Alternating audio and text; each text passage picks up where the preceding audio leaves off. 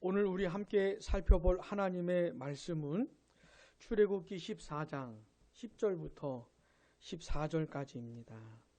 우리 한 절씩 교독하시고 출애굽기 14장 10절부터 14절 한 절씩 교독하시고 마지막 절 함께 읽겠습니다. 바로가 가까이 올 때에 이스라엘 자손이 눈을 들어 본즉 애굽 사람들이 자기들 뒤에 이른지라 이스라엘 자손이 심히 두려워하여 여호와께 부르짖고 그들이 또 모세에게 이르되 애굽에 매장지가 없어서 당신이 우리를 이끌어내어 이 광야에서 죽게 하느냐 어찌하여 당신이 우리를 애굽에서 이끌어내어 우리에게 이같이 하느냐 우리가 애굽에서 당신에게 이른 말이 이것이 아니냐 이르기를 우리를 내버려 두라 우리가 애굽 사람을 섬길 것이라 하지 아니하더냐 애굽 사람을 섬기는 것이 광야에서 죽는 것보다 낫겠노라 모세가 백성에게 이르되 너희는 두려워하지 말고 가만히 서서 여호와께서 오늘 너희를 위하여 행하시는 구원을 보라 너희가 오늘 본 애굽 사람을 영원히 다시 보지 아니하리라 여호와께서 너희를 위하여 싸우시리니 너희는 가만히 있을지니라. 아멘. 오늘도 이렇게 귀한 주일을 허락해 주시고 또 하나님을 예배하고 하나님의 말씀을 들을 수 있는 시간을 주셔서 감사를 드립니다. 여러분들은 한 주간 어떻게 지내셨습니까? 우리 주인은 어떻게 지냈을까요? 한 주간을. 사실 우리는 우리 그냥 개인의 인생, 내 개인의 인생 요 하나만이라도 한번 제대로 한번 살아보려고 애를 쓰는 것만으로도 벅찹니다, 사실은. 근데 눈을 들어서 나 자신만이 아니라 내 가족들 그리고 교회, 이 나라, 온 세상을 바라보게 되면은 사실 우리는 이 매개체가 있잖아요. 세상을 바라볼 수 있는 눈이 있잖아요. 뉴스, 또 신문, TV 이런 매체들이 얼마나 많이 발달했습니까? 이런 걸 가지고 우리가 세상을 볼 수가 있는데 정말 얼마나 많은 일들이 벌어지는지 모릅니다. 얼마나 많은 일들이. 아마 지금도 우리 예배 드리고 있는 지금 이 순간에도 많은 일들이 벌어지고 있을 거예요. 그래서 어떤 때는 마치 큰 바람이 불고 파도가 치는 그 바다 한가운데 작은 배 하나 타고 거기에 있는 것 같은 느낌이 들 때도 있습니다. 도대체 어떻게 될 것인지, 어디로 가게 될 것인지, 감을 잡을 수가 없는 우리는 그런 세상을 살아가고 있는 것이죠. 근데 이제 감사한 건 뭐냐면, 이렇게, 매주 주의 날을 허락해 주시고, 하나님의 자녀들이 이렇게 한 자리에 모여서, 물론 오늘은 우리가 모이지 못했지만은, 그래도 주일마다 하나님의 자녀들이 한 자리에 모여서 하나님 앞에 설 수 있는 것이 얼마나 감사한지 모릅니다. 이게 굉장히 복된 시간이에요. 왜냐하면 만약에 이 주일도 없었더라면 그래도 이렇게 정기적으로 하나님의 자녀들이 모여서 교회로 모여서 예배하고 말씀을 듣고 기도하는 시간이 없었더라면 정말 정신 못 차릴 거예요. 우리는 뭐가 뭔지 진짜 정신 하나도 못 차리고 그렇게 살아가게 될 겁니다. 그래도 하나님께서는 일주일에 한 번 꼭 허락해 주시고 이날은 그래도 하나님을 예배하면서 하나님의 말씀을 들으면서 이렇게 정리정돈하는 것이에요. 사실은 정돈하고 정리하고 하나님은 어떤 분이시고 또 나는 어떤 존재고 하나님 나에게 원하시는 건 뭐고 나는 어떻게 살아야 되고 이런 내용들을 이렇게 한번 쭉 정리를 하는 것이죠. 그래서 여전히 이렇게 바람이 불고 파도가 치는 바다 가운데 있다 해도 이렇게 정확한 나침반을 가지고 내가 갈 방향은 이거지. 내가 이쪽으로 가야 되는 것이지. 그렇게 갈 수 있게 되는 그런 은혜를 베풀어 주시는 것과 같은 겁니다. 그래서 오늘 이곳에 모이지 못하고 각자 있는 곳에 있겠지만은 산만하지 않게 그래도 각자 하나님 앞에서 집중하여서 하나님의 말씀을 들을 수 있게 되기를 바랍니다. 우리 주연이는 그거 주판이라고 알까요? 그런 주판 세대가 아닌 것 같은데, 이렇게 저는 어렸을 때 이렇게 막 주판 공부하고, 근데 이렇게 하다 보면 터는 게 있어요. 계산 끝나면 한번 팍 이렇게 터는데, 주의를 마치 그런 거 이렇게 한번 탁 터는, 응? 처음부터 다시 시작을 하는 그런 거. 자, 한번 털고 다시 하나님의 말씀에 좀 집중하면 좋겠습니다. 자, 사람이 세상에 태어나서 정말 많은 일들을 경험을 하는데, 그 중에서 사람이 경험할 수 있는 최고의 사건이 있어요. 가장 영광스러운 사건이 있습니다. 그게 뭐냐면 성경에서는 구원받는 것이잖아요. 구원. 구원이라고 하는 사건이 사람이 경험할 수 있는 가장 영광스러운 것이에요. 가장 영광스러운 거. 물론 그것은 구원받은 사람만 알아요. 구원을 받은 사람만, 내가 구원받았다는 것이 이게 가장 엄청난 사건이구나를 구원받은 사람만 알아요. 구원받기 전에는 잘 몰라요. 내가 살아가는 게 더 크고, 내가 먹고 사는 게 더 큰 문제지. 내가 잘 되는 게 더 큰 문제고, 내 자식이 잘 되는 게 더 큰 문제지. 구원이 뭐가 그렇게 큰 문제냐. 근데 구원을 막상 받아보면은, 이게 가장 크고도 영광스러운 것이라는 걸 알게 돼요. 구원받은 사람들은 하나님 앞에서 자기 자신을 발견하는 거예요. 내 마음이 얼마나 부패했는지, 내가 하나님이 싫어하시는 생각들을 내가 얼마나 많이 하는지, 내가 의도적으로 하지 않아도 내 속에서 막 그런 생각들이 막 쏟아져 나오는 이런 자기 자신을 발견하는 거예요. 내가 하나님 앞에서 이렇게 부패한 존재이구나. 그러면서 하나님이 싫어하시는 말들, 원망하고 불평하고 욕하고 막 저주하고 그런 행동들 얼마나 많이 하면서 사는지 몰라요. 근데 구원받기 전에는 이런 걸 잘 몰라요.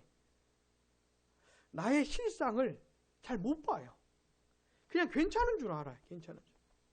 제가 옛날에 부목사 시절에 교도소 사역을 한 적이 있어요. 교도소 사역을 3년 동안 저기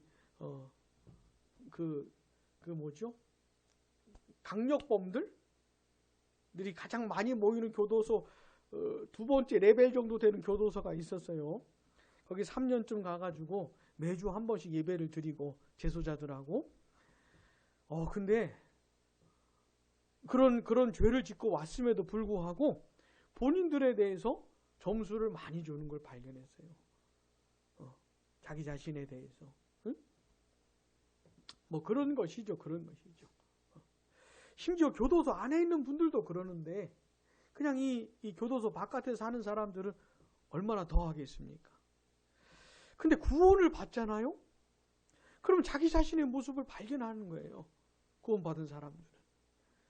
그러면서 이런 나를, 이런 부패한 마음, 그런 말들, 그런 행동들 잔뜩 했던 나를 하나님이 사랑해 주시고, 이런 내 죄를 해결하시려고 예수님이 세상에 오셔서 십자가에 못 박혀 죽임당하시고, 도대체 하나님이 날 얼마나 사랑하시길래, 예수님이 날 얼마나 사랑하시길래 그렇게 하셨을까?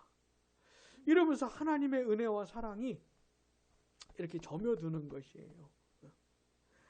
그러면서 하나님께서 내 모든 죄를 용서해 주시고, 나를 의롭다 해 주시고, 하나님의 자녀로 삼아 주시고, 이런 영원한 관계를 맺어 주신 그 은혜가 너무 이게 다 구원이 구원. 구원받았다고 하는 게 바로 이런 내용들을 말하는 거예요. 하나님께서 예수 믿는 나를 하나님의 자녀로 삼아 주셨잖아요. 이게 한 10년쯤 계약 한 10년쯤 이 약속 관계 맺고 10년 후에는 끊어지는 그런 게 아니에요.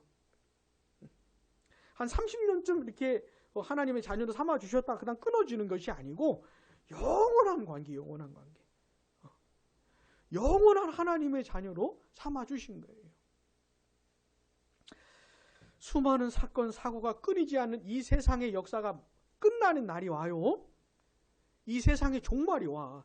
마지막 날이 와요. 세상이 영원한 게 아니고 끝나는 날이 와요.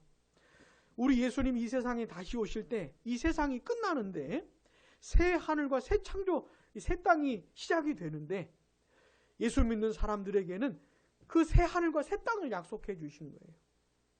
그러니까 영원한 하나님의 자녀로 삼아 주셔서 이 세상에서 살아가는 동안에 하나님이 돌봐주시고 지켜주시고 함께해 주시고 붙들어 주시고 인도해 주시고 가르쳐 주시고 이런 은혜를 베풀어 주시잖아요. 이게 다 구원이에요. 구원. 그러다가 내 인생이 끝나거나 세상이 끝날 때 새 하늘과 새 땅으로 인도해 주셔요. 이게 다 구원이에요. 구원. 이게 내가 구원받았다고 하는 것이 가장 엄청난 일이에요. 엄청난 사건. 부디 주 예수 그리스도를 믿고 내가 구원받았다는 이 사실이 이게 얼마나 큰 것인지, 얼마나 놀라운 것인지 우리가 죽는 날까지 더 깊이 알게 되기를 바랍니다. 그런데 이 성경에는 특별히 구약에 그 예수 그리스도를 믿고 구원받는 그 사건을 예표적으로 보여주는 사건들이 있어요. 아, 구원받는다는 게 이런 거구나 라고 가르쳐주는 사건들이 있는데 그 대표적인 게 뭐냐면 출애굽 사건입니다. 출애굽 사건. 들어봤죠? 출애굽 사건. 애굽에서 출하는 것이 나오는 것이죠. 자, 이게 어떤 얘기입니까? 당시 애굽은 당대 최고의 제국 가운데 하나예요. 이 시절에 애굽은, 이집트는요. 근데 이스라엘 백성들이 애굽 땅에서 노예 생활을 하고 있었던 겁니다. 종살이 하고 있었던 것이에요. 특별히 이 출애굽이 가까웠던 이때는 이 애굽 사람들이, 이 애굽의 왕이 이스라엘 백성들, 이거 좀 해주세요. 이스라엘 백성들 숫자가 너무 많아지니까, 그들의 세력이 너무 강성해지니까 애굽의 왕이 긴장을 했습니다. 긴장을 한 거예요. 이스라엘 백성들이 너무너무 강해지니까 애굽의 왕이 두려웠던 겁니다. 그래가지고 어떻게 하죠? 이제 이스라엘 백성들을 막 학대하는 거예요. 괴롭히는 거예요. 큰 건물을 짓기도 하고 그들의 기세를 꺾는 것이죠. 나중에는 안 되니까 이스라엘 백성들의 태어난 남자애들을 다 죽여버리려고 했어요. 씨를 말려버리려고 했죠. 근데 무슨 짓을 해도 이 이스라엘 백성들의 기세를 꺾을 수가 없는 거예요. 근데 이스라엘 백성들이 너무너무 힘들었죠. 학대를 하고 괴롭히니까 애굽의 왕이 못 살게 구니까 너무 힘들었죠. 그래가지고 막 하나님께 불을 짓기 시작을 했던 겁니다. 힘들어서 괴로워가지고. 그때 하나님께서 어떻게 하죠? 그 고통 중에 있는 이스라엘 백성들을 이제 구원해 주신 거예요. 모세를 보내셔가지고 그 일을 하는데 출애굽기 읽어보시면 잘 아시겠지만 10가지라고 하는 엄청난 재앙을 이 애굽 땅에 내리시면서 하나님께서 이스라엘 백성들을 구원해 주십니다. 근데 이 애굽에 마술사들도 있고 그런 종류의 부류의 사람들이 있었는데 애굽의 왕이 이제 그들을 불러다가 니네도 한번 이런 일들을 해봐라. 그래서 처음에는 좀 흉내를 내다가 몇 번 못하고 나중에는 두 손 두 발 다 듭니다. 이 애굽의 마술사들이 자기들은 할 수가 없는 일이 애굽 땅에 막 벌어지니까 그들이 뭐라 그러냐면 이게 하나님의 권능이라고. 애굽의 왕에게 막 설득을 해요. 하나님의 권능이라고. 우리는 할 수가 없다고. 그러니까 하나님만이 하실 수 있는 엄청난 역사들을 애굽 땅에 나타내시면서 이스라엘 백성들을 구원하시는 거예요. 그게 뭐냐면 하나님의 전능하신 능력으로 구원해 주신 걸 말해 주는 겁니다.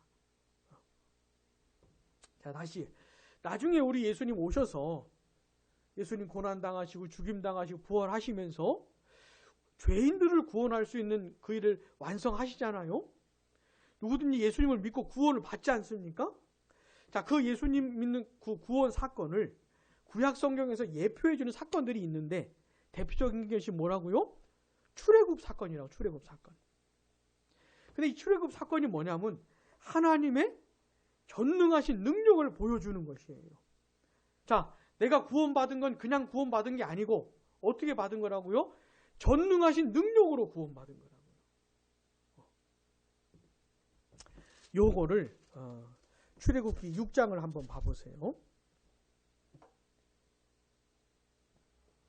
출애굽기 6장에서 잘 설명 묘사를 해주고 있습니다.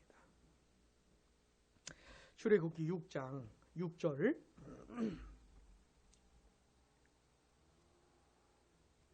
6절 같이 시작. 그러므로 이스라엘 자손에게 말하기를 나는 여호와라. 내가 애굽 사람의 무거운 짐 밑에서 너희를 빼내며 그들의 노역에서 너희를 건지며 편팔과 여러 큰 심판들로서 너희를 속량하여. 아멘. 여기 보니까 애굽 사람의 무거운 짐, 그들의 노역 이런 말이 나오는 거는 애굽 땅에서 이스라엘 백성들이 지금 너무너무 힘든 거예요. 잘 살고 있는 사람들을 구원해 주신 게 아니에요. 이 애굽의 왕의 학대 속에서 이 억압 속에서 굉장히 힘들어하던 이스라엘 백성들을 구원해 준 거예요.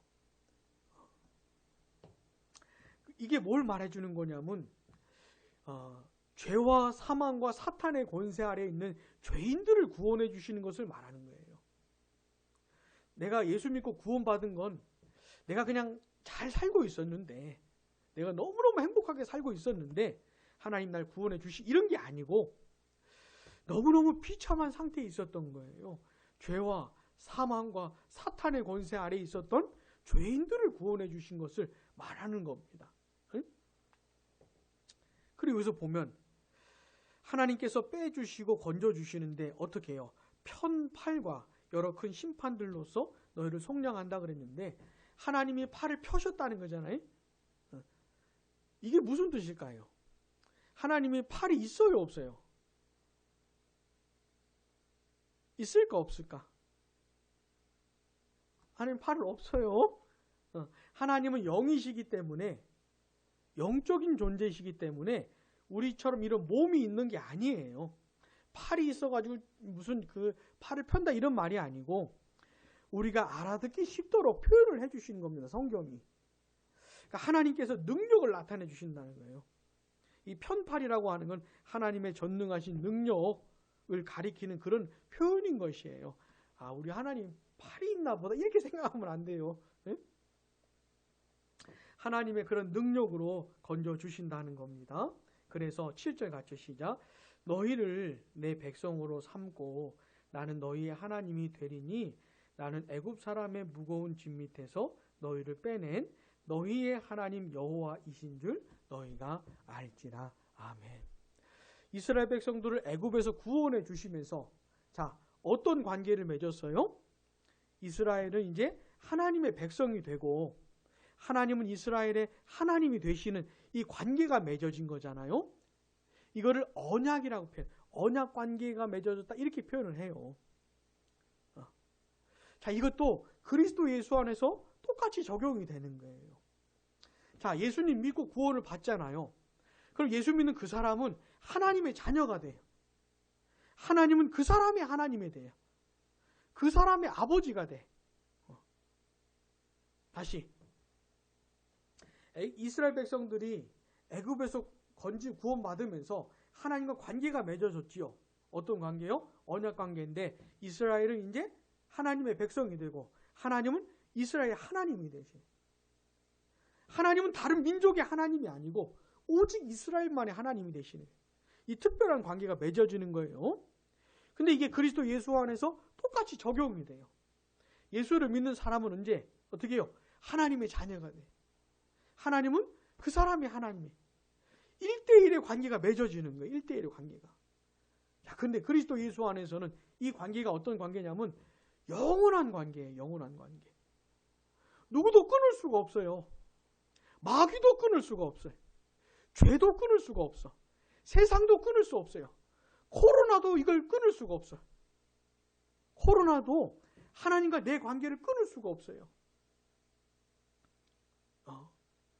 하나님은 나를 구원해 주시면서 이 영원한 관계를 맺어 주신 거예요. 진짜 구원이라고 하는 건 엄청난 것이에요. 그런데 하나님께서 그렇게 구원해 주시면서 가지셨던 목적이 있어요. 목적. 이스라엘 백성들 구원해 주시면서 하나님 품으셨던 목적이 있는데 그게 뭐냐면 7절 마지막입니다. 같이 시작. 너희의 하나님 여호와인 줄 너희가 어떻게요? 알지라. 이거예요. 알라는 것. 이스라엘 백성들로 하여금 여호와 하나님을 알게 하려고 구원해 주신 거예요. 이게 구원의 목적이에요. 하나님을 알게 하려고. 자, 8절도 같이 시작. 내가 아브라함과 이삭과 야곱에게 주기로 맹세한 땅으로 너희를 인도하고 그 땅을 너희에게 주어 기업을 삼게 하리라. 나는 여호와라 하셨다 하라. 아멘. 나는 여호와라. 응? 하나님이 어떤 분이신지 어떻게 해요? 알게 하려고. 자, 이 출애굽 사건이 장차 예수님을 믿고 받는 이 구원 사건을 예표해 주는 것인데 구원의 목적까지도 가르쳐 주는 겁니다. 자, 이 세상에 사는 모든 사람들이 구원받는 게 아니에요. 다 예수님 믿는 게 아니에요. 근데 어떻게 내가 예수님을 믿게 되었을까? 응? 어떻게 내가 예수님을 믿고 내가 구원받게 되었을까? 거기에는 뭐가 있다고요? 목적이 있다고요. 목적. 그 목적이 뭐냐면 하나님을 알게 하려고. 하나님이 어떤 분이신지 알게 하려고 하는 목적이 있다고요. 이거 잊으면 안 돼요. 아, 하나님이 날 구원하신 데 목적이 있는 거구나. 하나님을 진짜 알게 하려고 하는 목적이 있는 거구나. 이걸 잊으면 안 됩니다. 자, 그래서 이제 구원받은 사람은 진짜 하나님을 알게 돼요. 오직 구원받은 사람만 하나님을 알아요. 물론 이 세상에 살아가는 사람들도 그냥 신을 인정하는 사람들 많아요. 그냥 이 세상을 만들고 세상을 다스리는 신의 존재를 인정하는 사람들 많아요. 성경이 말하는 그 하나님, 여호와 하나님 그분으로 아는 게 아니고 그런 건 아니지만 그냥 신적인 존재를 인정하는 그런 사람도 많고, 그래 신적인 존재를 인정하는 사람들의 사상과 철학도 되게 많아요. 근데 그런 건 다 성경과 다른 것이에요. 그런 걸 말한 게 아니고 진짜 예수 그리스도를 믿는 사람만 참되시고 영원하신 하나님을 아는 겁니다. 오직 그 사람만. 그리고 하나님을 알기 시작하는 것이에요. 그 하나님을 인격적으로 알게 되는 것이 구원받은 사람만. 인격적으로.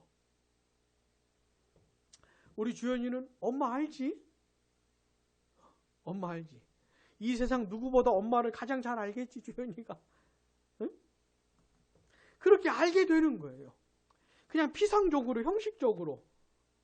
그래서 오늘처럼 우리가 예배를 드릴 때도 종교 생활하는 게 아니에요. 그냥 우리 군대 가면은 종교 행사라는 게 있어요. 그래서 천주교, 불교, 기독, 개신교 다 시간 되면 다 뿔뿔이 흩어져서 종교 행사하는데 그런 걸 말하는 게 아니에요. 예배도 종교적인 활동이 아니야. 이것도 그냥 단순한 진짜 참되시고 영원하신 하나님, 내가 알게 된 그 하나님을 예배하는 거예요. 우리가 찬송할 때도 단순 노래가 아니에요. 이것도 그 하나님이 베푸신 은혜를 노래하는 것이에요.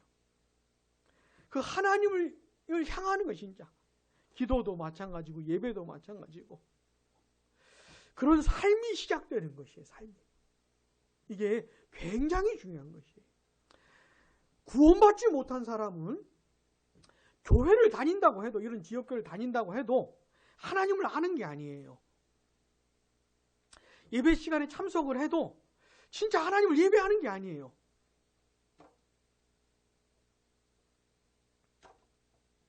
진짜 종교 활동을 하네, 종교 활동을. 그래서 한 사람 한 사람이 거듭나고 회심하는 진짜 예수 그리스도를 만나는 거 있잖아요. 믿는 게 얼마나 중요한지 몰라요. 그래야 진짜 하나님을 아는 것이 시작되기 때문에.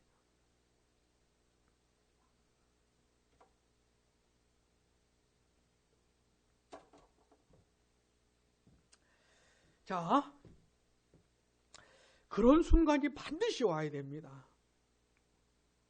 그런 순간이 반드시 와야 돼요. 우리 양모리 교회를 위해서 기도하실 때도 해주실 때도 그 부분을 꼭 기도를 해주셔야 돼요. 우리 교회 안에서 하나님의 복음이 전해지고 하나님의 말씀이 전해질 때 성령께서 역사해 주셔서 예배를 참석하고 말씀을 듣는 회중 가운데 이런 거듭나는 역사가 일어나야 됩니다. 회심하는 역사가. 주 예수 그리스도의 십자가의 복음이 내 얘기로 들리는 역사. 나를 발견하고 그리스도를 발견하고 하나님을 발견하게 되는. 그래서 하나님을 알게 되는 시작이 있어야 되는 것이에요. 이게 굉장히 은혜롭고 큰 중요한 겁니다. 자, 근데 시작이 됐잖아요. 그 사람의 이제 새로운 인생이 시작이 됐어요. 그리고 그 사람이 이 세상을 떠날 때까지 이 남은 전 인생은 있잖아요. 이 남은 전 인생의 목적이 또 있어요.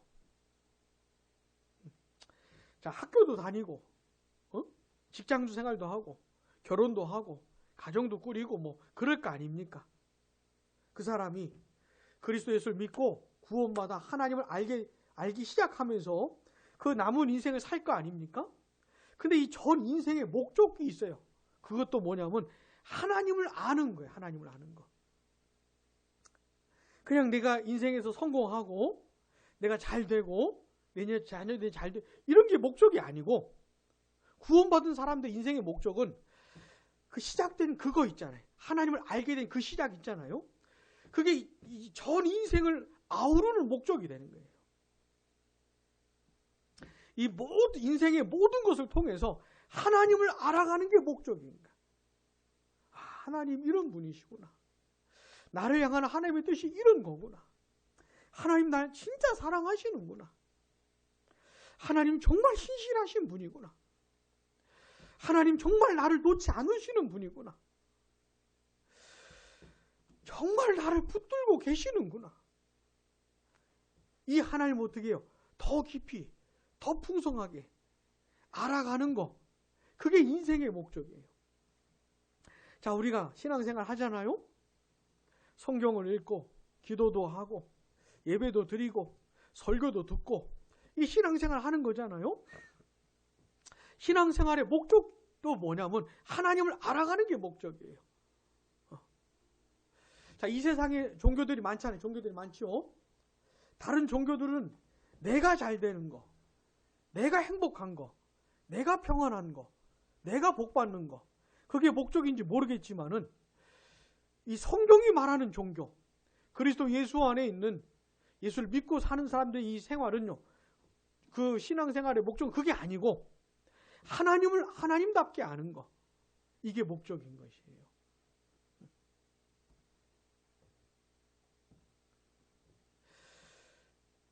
이런 세계가 열리는 건, 신앙생활이라고 하는 건 예수를 진짜 믿게 되면 이런 세상이 열려요.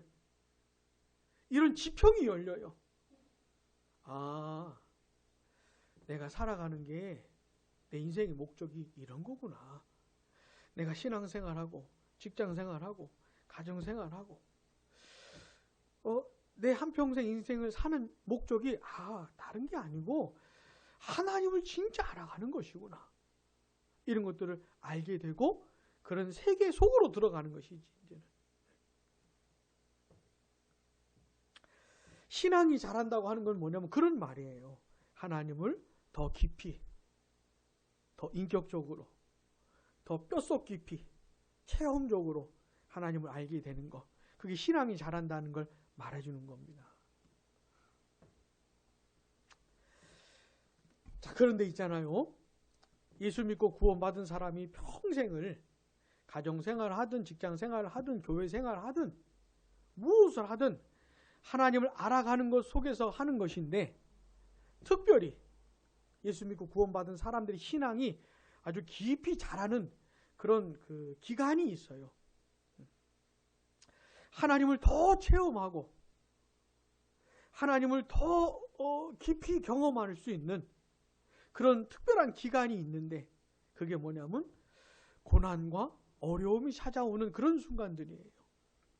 평탄하고 순탄한 그런 때가 아니고 환난의 바람이 불 때, 고난의 바람이 불 때, 그 순간이 그 하나님을 더 깊이 경험할 수 있는 그런 때가 되는 것이에요.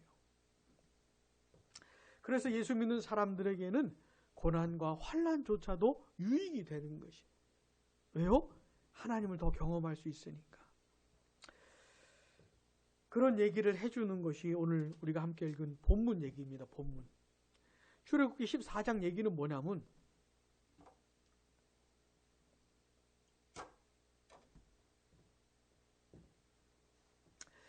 이제 이스라엘 백성들이 애굽에서 나왔잖아요. 하나님이 막 무시무시한 재앙을, 이거 좀 또 해주세요.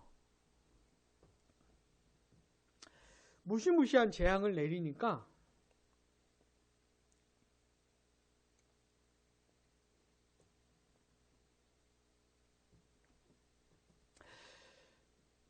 애굽의 왕이 이렇게 돌려보낼 수밖에 없었던 겁니다. 보낼 수밖에 없었어요. 이스라엘 백성들 더 가두었다가는 애굽이 완전히 끝장날 것 같아가지고 애굽의 왕부터 시작을 해서 이 애굽의 백성들이 막 무서워가지고 보낼 수밖에 없었어요. 그래서 이제 보냈던 겁니다. 그렇게 탈출한 이스라엘 백성들이 이제 홍해 바다 앞에까지 온 거예요. 그리고 홍해 앞에 진을 핀 겁니다. 출애굽한 사람들 숫자가 이것저것 다 합쳐가지고 한 200만 명 정도로 추산을 하는데, 그 많은 사람들이 홍해 바다 앞에 이제 진을 핀 거예요. 근데 나중에 애굽의 왕이 생각을 해보니까, 내가 왜 보냈지? 이스라엘 백성들 내가 왜 내보냈을까? 이러면서 후회하면서 애굽의 이 강군 있잖아요. 당시 애굽은 최고라 그랬잖아요. 이 온 군대를 다 끌고 와가지고, 이 병거들을 가지고 와가지고 애굽 이스라엘 백성들을 쫓아온 겁니다. 그리고는 거의 다 왔어요. 그리고 이 애굽 군대가 쫓아온 것을 이스라엘 백성들이 본 겁니다.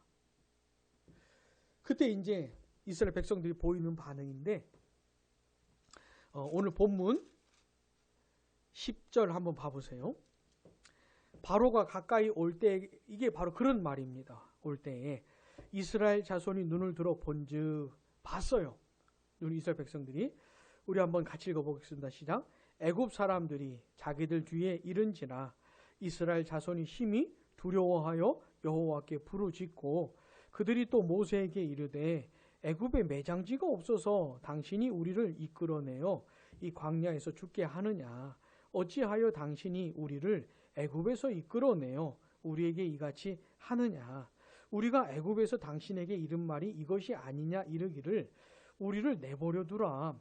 우리가 애굽 사람을 섬길 것이라 하지 아니하더냐? 애굽 사람을 섬기는 것이 광야에서 죽는 것보다 낫겠노라. 아멘. 아니, 이스라엘 백성들도 애굽 땅에 있을 때 하나님의 능력을 경험했습니다. 그러니까 엄청난 능력으로 구원을 받은 것이에요. 이쯤 되면은 그 하나님을 신뢰하고, 애굽 백성들이 왔다고 해도, 군대가 왔다 해도, 하나님 지금 상황이 이러니까 좀 도와주시라고. 하나님 역사해 주지 않으시면 우리 몰살당하게 생겼습니다. 좀 도와주시라고. 하나님을 신뢰하면서 기도하면 좋잖아요. 근데 이스라엘 백성들은 그런 게 아니에요. 부르시긴 부르짖는데 정신이 하나도 없어요. 그러면서 원망하고 불평하면서, 아니 애굽 땅에 죽을 자리가 없어가지고 우리 여기까지 데리고 왔습니까? 모세를 원망하는 것이지만 사실은 하나님을 원망하는 거예요. 이스라엘 백성들이. 그 이스라엘 백성들은 그렇게 반응을 보이는데 모세는 좀 다릅니다. 모세는 어떻게 반응을 보이는지 우리 13절 14절 같이 시작. 모세가 백성에게 이르되 너희는 두려워하지 말고 가만히 서서 여호와께서 오늘 너희를 위하여 행하시는 구원을 보라. 너희가 오늘 본 애굽 사람을 영원히 다시 보지 아니하리라. 여호와께서 너희를 위하여 싸우시리니 너희는 가만히 있을지니라. 아멘. 모세는 뭐라 그래요? 무서워하지 마라. 하나님께서 너희들을 위해서 싸우실 것이다. 애굽 땅에서 구원해 주신 그 하나님께서 저 애굽의 군대로부터도 구원해 주실 것이다. 저 애굽의 군인들 다시는 보지 못할 것이다.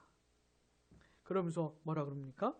여호와께서 너희를 위해 싸울 것이다. 그러니까 가만히 좀 있어라.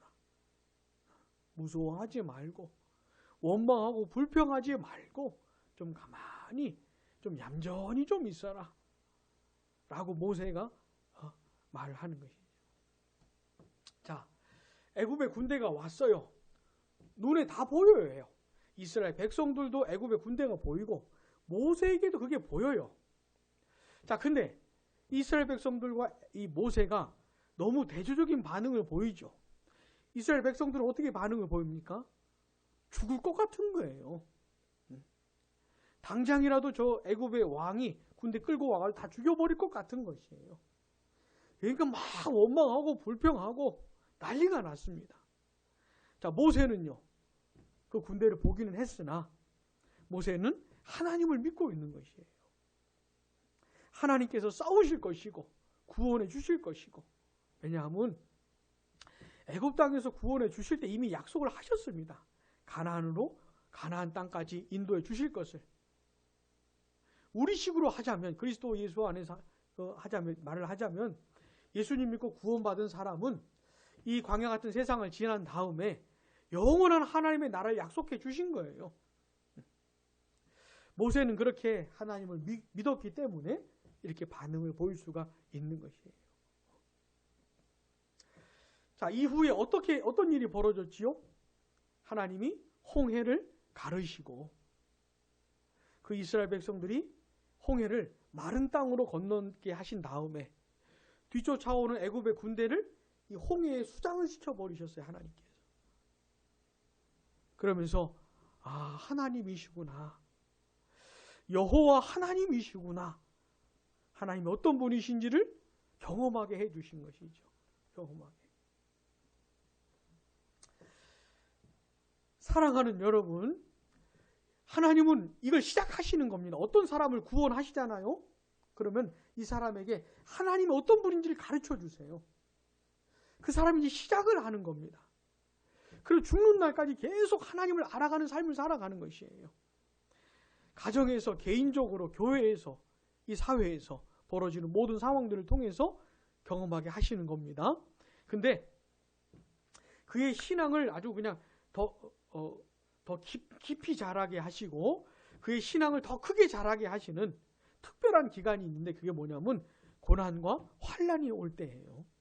마치 홍해 앞에 있었던 이스라엘 백성들, 애굽의 군대 앞에서 아무것도 할 수 없었던, 그 어디로 도망을 칠 수도 없는 애굽의 군대가 내려오면은 그냥 몰살 당할 수밖에 없는 그런 상황에 처했던 이스라엘 백성들처럼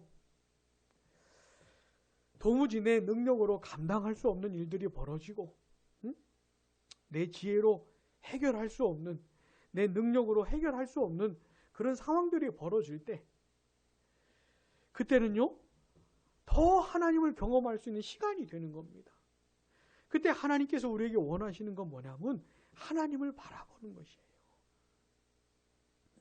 이스라엘 백성들처럼 원망하고 불평하고 죽겠다고 난리치는 것이 아니고, 하나님을 신뢰하면서 나를 구원해 주신 하나님, 나를 이제까지 인도해 주신 하나님을 신뢰하면서 믿음으로 하나님을 바라보고 하나님께 기도하고, 막 정신 못 차려서 부르짖는 그런 게 아니고 믿음으로 기도하고 똑같이 부르짖어도 믿음으로 부르짖는 것, 하나님을 찾고 하나님께 은혜를 구하는 것, 이런 반응을 원하시는 거예요. 부디 우리의 인생에 고난과 환난이 찾아올 때, 어려움이 찾아올 때에 그렇게 반응할 수 있게 되기를 바랍니다. 응? 그러면서 하나님이 하시는 역사들을 경험하는 것이에요. 하나님이 또 건져주시고 또 살 길을 열어주시고 내가 갈 길을 보여주시고 죽을 것 같았는데 또 살려주시고 하는 것들을 경험을 하면서 하나님 이런 분이시구나. 하나님 정말 나 사랑하시는구나. 붙들고 계시는구나. 이런 걸 경험하면서 하나님을 알게 되는 것이죠. 그게 신자들의 인생이 그것이. 교회도 마찬가지입니다. 교회도 마찬가지예요. 교회가 시작이 되고 교회가 진행되는 과정 속에서 진짜 홍해 앞에 이렇게 처해 있는, 갇혀 있는 것 같은 상황이 벌어지기도 하는 겁니다. 교회의 여정 속에서. 그때는 하나님께서 요구하시는 게 분명한 거예요. 교회가, 성도들이 하나님 앞에서 기도하고 하나님의 은혜를 구하고 하나님을 찾고 하나님께 나아가는 거, 그거 원하시는 겁니다. 딴 게 아니고. 그러면서 하나님께서 교회를 지켜주시고 살려주시는 걸 경험하면서 하나님 이런 분이시구나. 하나님 우리와 함께 하시는구나. 이걸 교회적으로 경험하기를 원하시는 것이죠. 부디 오늘 우리가 마지막으로 온라인 예배 드린 이날에 나눴던 말씀 기억하면서 개인적으로나 가정적으로나 교회적으로나 환난과 어려움이 올 때 하나님을 더 알게 되는 시간이 되기를 간절히 바랍니다.